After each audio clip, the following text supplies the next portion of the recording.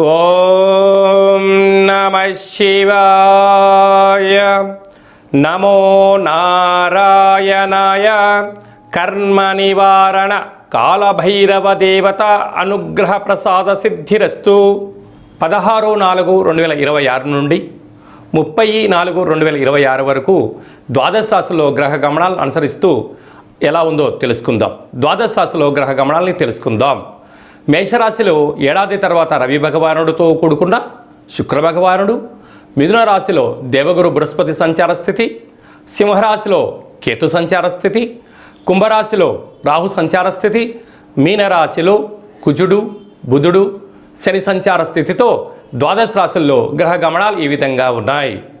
కన్యరాశి వారికి ఏడాది తర్వాత అష్టమంలో రవి భగవానుడు శుక్రుడితో కలిపి సంచారం చేయునప్పుడు చైత్రమాసంలో వచ్చినటువంటి అమావాస్య, పరాభవనమ సంవత్సరంలో ఉండబడినటువంటి ఆదాయ వ్యయాలలో అసమానతత్వం ఉన్నప్పుడు ఎలాంటి రాజయోగం పొందాలో ఈ వీడియోలో సవివరంగా సంపూర్ణంగా తెలుసుకుందాం. కన్యరాశిలో ఏ నక్షత్రాలు వస్తాయనగా ఉత్తరా నక్షత్రంలోని 2, 3, 4 పాదాలు, హస్తా నక్షత్రంలోని 4 పాదాలు, చిత్తా నక్షత్రంలోని 1, 2 పాదాలు కలిపితే కన్యరాశి. రాశాధిపతి బుధ భగవానుడు. వీరికి 6వ స్థానంలో రాహు సంచారం చేయడము, 7వ స్థానంలో కుజుడు సంచారం చేయడము కుజదోషంగా గమనించగలగాలి. అక్కడే ఉండబడిన బుధుడు, అక్కడే ఉండబడిన శని యొక్క భగవానుడు.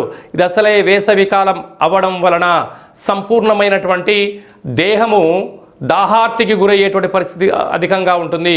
చల్లటి నీరు, మజ్జిగ, ద్రవ పదార్థాన్ని స్వీకరిస్తూ సంపూర్ణమైన శరీరానికి తగినటువంటి విటమిన్స్తో కూడుకున్నటువంటి ద్రవ పదార్థాలు స్వీకరించాలి. లేకపోతే అనారోగ్యానికి గురవ్వడము, వడదెబ్బ లాంటివి తగలడము, సన్స్ట్రోక్ ద్వారా హాస్పిటల్కి వెళ్ళే పరిస్థితి చాలా అధికంగా ఉంటుందని చెప్పి గమనించాలి. ఏడాది తర్వాత రవి భగవానుడు అష్టమంలో సంచారం చేస్తున్నాడు కనుక కోపానికి ఆవేశానికి చాలా దూరంగా ఉండాలి. శాంతం, దయ, సంపూర్ణమైనటువంటి పంచభూతాలకు దగ్గరగా ఉంటూ సూర్య నమస్కారం తప్పక చేయాలని చెప్పి గుర్తుపెట్టుకోగలగాలి.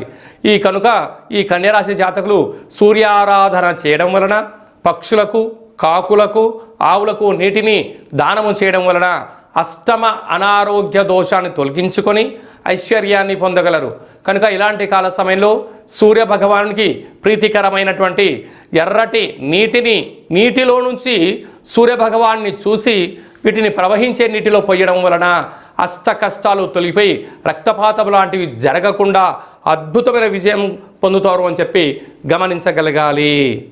తెలుగు ఉగాది ప్రారంభమైన తర్వాత వచ్చినటువంటి మొట్టమొదటి అమావాస్య సందర్భంగా, అది కూడా ఎన్నడూ లేనటువంటి విధంగా అమావాస్యతో కూడుకున్నటువంటి శుక్రవారం, అందులో రేవతి నక్షత్రంతో కూడుకున్న అమావాస్య సందర్భంగా ఈ తెలుగు ఉగాది అంతనూ కూడా అసలే ఇది వేసవికాలం అవ్వడం వలన మనము విశేషంగా అమావాస్య తిథి యందున అమ్మవారిని, కాళీశక్తి స్వరూపాన్ని, కాళభైరవ స్వామివారిని స్మరిస్తూ ఉంటాం. కనుక ఈ సంవత్సరము పరాభవనమ సంవత్సరము, రాజు దేవగురు బృహస్పతి అయ్యాడు.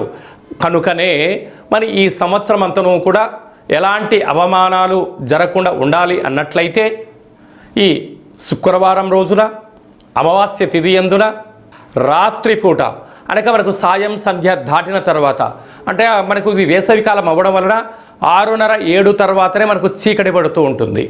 మనకు చీకటి పడ్డాక శుక్రవారం పూట ఇంటి సింహద్వారాల దగ్గర కానీ, ఫ్యాక్టరీల యందు కానీ, కర్మాగారాల యందు కానీ ఒక అష్టదళ పద్మాన్ని వేసి, నింబకుసుమాన్ని అంటే నిమ్మకాయను సగభాగాన్ని కోసి దీపాన్ని వెలిగించడము మీ మనసులో ఏదైతే కోరుకుంటారో అద్భుతమైన విజయాన్ని సాధించడం జరుగుతుంది. అదే కాకుండా అమావాస్య అనగానే గగనమంతరం కూడా శూన్యంతో ఉంటుంది. మనము ఆ రోజు శుక్రవారం రోజు అవ్వడం వలన రాత్రిపూట అంటే మనకు 7 నుంచి 12 లోపల వరకు ఎవరికి మనకు ఖాళీ సమయం దొరికితే ఆ సమయం అంతను కూడా ఒక వెడల్పాటి పాత్రలో పచ్చి పాలను, అంటే పాలను కొన్న పాలైనా, ఆవు పాలైనా, గేదె పాలైనా ఏదో పాలను పోసి గగనాన్ని అనగా ఆకాశాన్ని పాలలో వీక్షింపచేసి మీ మనసులో ఏదైతే కోరిక ఉందో కోరుకొని ఈ పాలను పిల్లికి కానీ, కుక్కకు కానీ, వృక్షానికి కానీ పొయ్యడం వలన పంచభూత ఆశీస్సులు కలిగి మనం ఏదైతే అనుకుంటామో ఈ సంవత్సరంలో పరాభవనామ సంవత్సరము కనుక ఎవరికి అవమానాలు లేకుండా సూర్య చంద్రాదులు ఎంత విజయాన్ని కలిగిస్తూ మనకు భూమండలం మీద వెలుగును ప్రసాదింపజేస్తారు. పగటిపూట సూర్యుడు, రాత్రిపూట చంద్రుడు చల్లదనాన్ని ఎలా వెదజల్లుతూ ఉంటారో మనిషి యొక్క జీవితంలో కూడా అంతే విజయం కలుగుతుందని చెప్పి గమనించాలి. ఈ చిన్న కార్యక్రమాన్ని ఆచరింపచేద్దాం. మొదటి అమావాస్య కార్యక్రమ సందర్భంగా కాలాన్ని శాసింపజేసే శక్తి కాలభైరవుడికి ఉంటుంది. కాలభైరవ స్మరణ, ధ్యానము, కుష్మాండ దీపం వలన లక్ష్మీ కటాక్షం కలిగి అఖండ రాజయోగం కలుగుతుందని చెప్పి కూడా గమనించగలగాలి. అలాగనే మనకు 18వ తారీఖు నుంచి వైశాఖ మాసం ప్రారంభము.